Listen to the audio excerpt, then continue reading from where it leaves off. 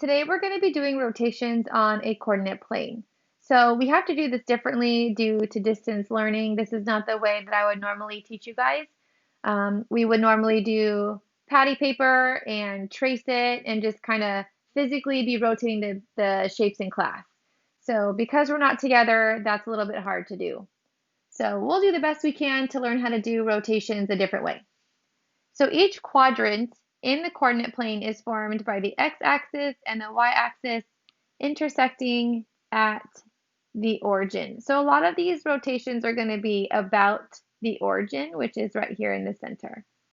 For this first one, we're going to rotate the quadrilateral 90 degrees counterclockwise about the origin, and then give the coordinates of the pre-image. So I'm going to take this shape, 90 degrees counterclockwise means that I'm going to be in this quadrant, which is quadrant 3.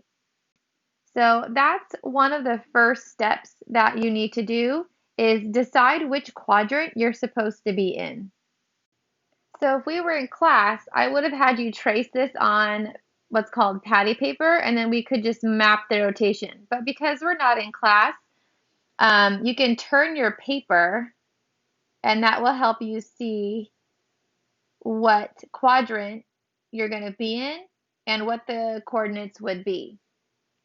So if you look here, this is quadrant 1, quadrant 2, quadrant 3, quadrant 4.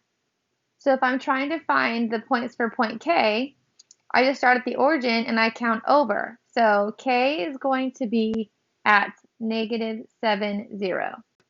Point H is going to be at -3, -1. Point P looks like it's going to be at -6, -5.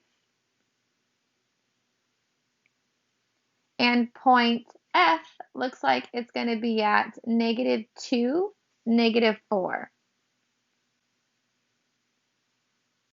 So again, if you guys have something that you can trace over, or you can just simply rotate your paper so your shape is in the third quadrant, that's one way that you guys can figure this out. There is another way, and I'm going to do that next. So first, if you didn't do the rotations with your paper, you would find the slope from the origin to each of the points. So remember, your slope is rise over run. So if I look at point H and I'm starting from the origin, point H would be up 3 and over 1. So because I went left 1, it would have a slope of -3 over 1. Point F, if you're starting at the origin, you go up 2 and left 4, so that would be a negative slope of -2 over 4. We're not going to simplify that. The slope of point P would be 1, 2, 3, 4, 5, 6, and then over 1, 2, 3, 4, 5. So we went to the left. Point P would have a slope of 6 over -5. And then to find the slope of point K, that's a little bit tricky because K is a vertical line and slope for vertical lines is undefined. So I'm just going to make a note that for point K, we went up 7. So the next part of this process is to find all of the slopes that are perpendicular to these slopes. So remember, when you have perpendicular slopes, you flip them and then change the sign. So the slope that is perpendicular to -3 over 1 is 1/3. The slope that is perpendicular to this one, remember we changed the sign, so it's going to be positive. And then we flip the fraction, so this is going to be 4 over 2. And then the perpendicular slope for -6/5 is going to be positive 5 over 6. And then this one could be a little bit confusing. So this is why it helps to know which quadrant you're in. So if we have point K here, and I know I'm rotating it to the left, which is 90 degrees counterclockwise, I know that if I went up 7 and the shape's going to be here, that this would be left 7. So we're going to go left 7 for point K. So now what we have to do to graph the image is we use all of our new perpendicular slopes to find out where our new points are going to be. So if I want to graph h, I would need to do a slope of 1/3. So if I go down 1 and left 1 because I went negative and negative, negative and negative is a positive. So I would have a point here and we would label it h prime. To get point f, or f prime, we have a slope of 4/2. So if I start at the origin, I go down 1, 2, 3, 4, and over 2, I would have a point right there. It would be f prime. And remember, if I'm going down and left, that's still going to give me a positive slope. Then if I want to graph point P or P prime, we would go down 5, left 6. So down 1, 2, 3, 4, 5, and over 1, 2, 3, 4, 5, 6. So P prime would be right here. My last point is K prime. So if I went up 7 on the y-axis, then I would go left 7 on the x-axis. And again, just knowing what quadrant you're in will help you decide where your last point is going to be if it's on an axis. So here is what our graphed image is. It looks the same as this image did up here if we just rotated our paper, and all of the coordinates match up. So if we check letter F, we're at -2, -4, which is here. If you look at point H, it's at -3, -1, which is what we got here also. H is at -1. Now let's look at number 2. We're going to rotate the triangle 270 degrees clockwise about the origin, and then give the coordinates of the pre-image and the image. So the coordinates of the image or the pre-image are already given to us, so we're going to find the coordinates of the image. So some things we want to think about. So 270 degrees is 1, 2, 3. So if each of these are 90, 270 divided by 90 is 3, so that means I'm going to rotate 3 times. So I know I'm going to be in this quadrant. Something you could also think about is 270 degrees clockwise is the same as just doing 90 degrees counterclockwise. So rather than trying to figure out what the rotation would be 3 times, I can just go 1 time the opposite direction. So let's do this one just rotating our paper. So if I take this graph and then rotate it, because I know I'm going to be in this quadrant here, I want to rotate it so my shape is in the 4th quadrant. So you can do that, or you can rotate your paper, and this is what my shape would look like if it were rotated 90 degrees counterclockwise or 270 degrees clockwise. I'm going to check this by using the slope method. So point V, if I start at the origin, I go down 3 and left 2. So if I'm going down 3 and left 2, that is going to be a positive slope of 3/2, because if you have down 3 and left 2, the negatives will just be a positive. Let's look at point D. From the origin, you go down 7 and left 5. So if I go down 7 and left 5, point D has a slope of 7/5 from the origin. Let's look at point A. What is the slope of point A from the origin? Point A, if you go down 2 and left 7, that'd be -2 over -7, which is equal to 2/7.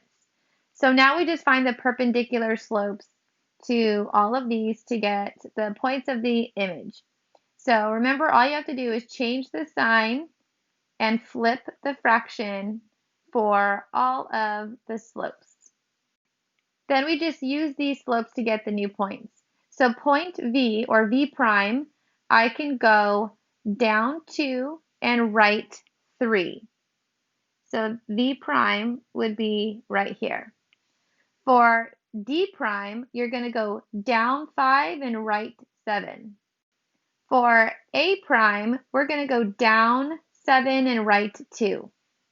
Once you connect your points, you will see that my image looks exactly like it did up here if you would have just rotated your paper. So now let's go ahead and put in the points for the image. So point A is at 2, -7. Point V is at 3, -2. And point D is at 7, -5. We can check these points by looking at our rotated image up here. So again, we have 3, down 2, right 2, down 7, which matches here, and right 7, down 5, which matches D. So if we look at number 3, now we're going to rotate the triangle 180 degrees about the origin. So anytime you're rotating 180 degrees, it's going to be the exact opposite of where it is. So all you have to do is switch the signs of the points. So if I look at letter I, all I have to do is switch the signs of the points. So my x-coordinate instead of -1 is going to be at +1. And instead of my y-coordinate being at 3, it's going to be at -3. If you look at letter G, the 3 is positive, so I'm going to switch the sign to a -3 for G prime. And then the 2 is positive, so I'm going to make it -2 for my y. And then graph -3, -2 on the coordinate plane. For letter H, we have 4, 4, so if I switch those signs, it's going to be at -4, -4. So this is what the new triangle would look like when you rotate it 180 degrees about the origin. So just remember, anytime we're doing 180, all you have to do is switch the signs of each of your points. For the next example, you have to graph the quadrilateral RSTU first because it's not graphed, and then we're going to find its image after a 270-degree rotation about the origin. So go ahead, pause the video, and graph the coordinates. This is what your quadrilateral should look like. So if I went 270 degrees about the origin, remember if it doesn't tell you the degree of rotation, that means that you are always going to go counterclockwise if it's not stated. So counterclockwise would be this way. So if it's 270 degrees counterclockwise, then it would be going 3 times. So that's 1, 2, 3. So I know my shape because it's on the x-axis. The y-axis here would be 1 rotation. The x-axis here would be a 2nd rotation. And a 3rd rotation would bring me on the y-axis. So I know my shape is going to be somewhere on the y-axis in the 3rd and the 4th quadrant. Remember, 270 degrees counterclockwise, that is the same as just doing 90 degrees clockwise. So that would just be going from here to here, which might seem a little bit easier. So if you were rotating your paper, we can do the easier route and just rotate it 90 degrees clockwise. So that means you would go this way, and then your image would look like this. So if this were my origin, point R would be at 1, -3. Point S would be at 1, -5. Point U would be at -1, -2. And point T would be at -3, -5. So when you have a test or a quiz that is virtual, you won't be able to just rotate your computer screen. I mean, if you have a cell phone or an iPhone, you'd be able to rotate it. But knowing how to find the points of the image using the slopes is very helpful. So let's go ahead and do that. So from the origin, let's look at point R. If I start at the origin, go up 1 and over 3, R has a slope of 1/3. To find point S, you would go up 1 and right 5. So S would have a slope of 1/5. To find the slope of U, you would, from the origin, go down 1 and right 2. So that would be a slope of negative 1/2. And then for point T, you would go down 1, 2, 3, and over 5. So that would be a slope of negative 3/5. Then we find the slopes that are perpendicular to all of those. So the slope perpendicular to 1/3 would be negative 3/1. S would be negative 5/1. T would be 5/3. And U would be 2/1. So if I were going to graph negative 3/1, which is going to be r prime, you would start at the origin and go down 3, right 1. To graph S prime, we would go down 5 and right 1. So S prime would be here. I know point T prime has to be over here. So 5/3, instead of going up and right, we can go down and left. So we're going to go down 1, 2, 3, 4, 5, and left 1, 2, 3, putting T prime here. And last, we want to graph U prime. So positive 2/1, if I go negative and negative, that's still going to give me a positive slope. So I can go down 2, left 1, and point U would be right here. So you can see that the image matches the image we had up here, as if we were to just rotate the paper.